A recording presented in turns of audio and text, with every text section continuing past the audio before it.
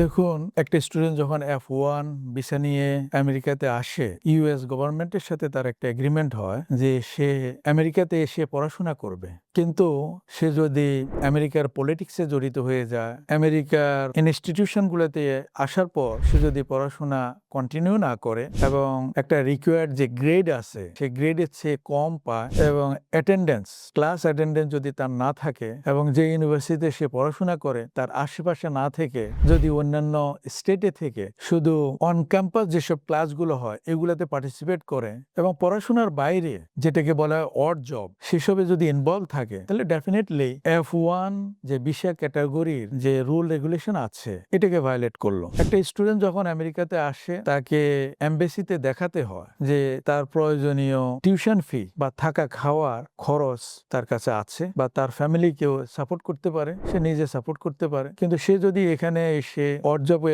লিপ্ত থাকে তাহলে ডেফিনেটলি সে ভায়োলেশন করলো। সেই স্টুডেন্ট যদি ওই ইউনিভার্সিটির অন ক্যাম্পাস জব যেটা সপ্তাহে 20 আওয়ার্স করতে পারে সেখানে সে করতে পারে। এরপরে তার যদি স্পেশাল কোনো স্কিল থেকে থাকে সেই স্কিলের মাধ্যমে সে সিপিটি কারিকুলার প্র্যাকটিক্যাল ট্রেনিং এর মাধ্যমে সে কাজ করতে পারে। সেই কাজটা তার যখন ছুটি থাকবে সেই ছুটির সময় 40 ঘন্টা করতে পারে, পড়াশোনা চলাকালীন সময় সে 20 ঘন্টা করতে পারে। এছাড়া একটা স্টুডেন্ট যখন তার প্রোগ্রাম শেষ করে, ব্যাচেলার ডিগ্রি বা মাস্টার ডিগ্রি শেষ করে, সে 1 বছরের ওপিটি পায়, অপশনাল প্র্যাকটিক্যাল ট্রেনিং এর মাধ্যমে এই কর্পোরেট অভিজ্ঞতা অর্জন করার সুযোগ পায়। কিন্তু তার প্রোগ্রাম যদি স্টেম ওপিটি হয়, সায়েন্স, টেকনোলজি, ইঞ্জিনিয়ারিং, ম্যাথ এরকম স্টেম ওপিটি হয়, তাহলে সে 3 বছরের ওপিটি পাওয়ার সুযোগ পাচ্ছে। এই 3 বছর সে কর্পোরেট এনভায়রনমেন্টে কাজ করতে পারে এবং এই দক্ষতা অর্জন করার পর সে যদি দেশে ফিরে যায় সেখানে সে দেশের যেসব কোম্পানিগুলো আছে সেখানে কন্ট্রিবিউট করতে পারে, নিজে এন্টারপ্রেনার হতে পারে, নিজে কোম্পানি খুলে সেখানে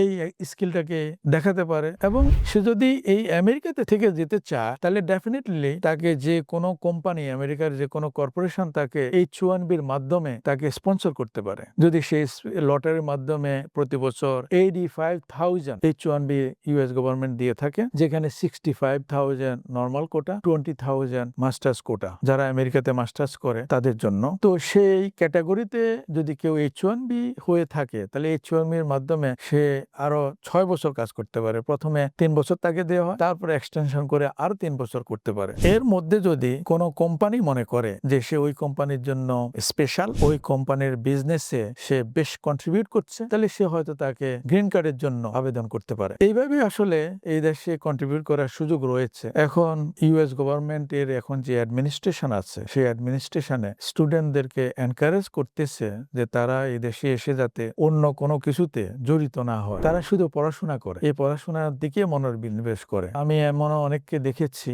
যারা স্টুডেন্ট বিষয়ে এই দেশে এসে পড়াশোনার প্রতি তারা কনসেন্ট্রেশন করে না, তো এতে করে তারা তাদের ভিসা স্ট্যাটাস হারায়, ভিসা টার্মিনেট হয় এবং তাদেরকে দেশে ফিরে যেতে হয়। তা আমি সবাইকে বলবো যে যে ভিসায় F1 স্ট্যাটাসে আসলে তাকে যাতে এখানে নিয়মিত পড়াশোনা করা এ নজর দিতে পারে আর কি।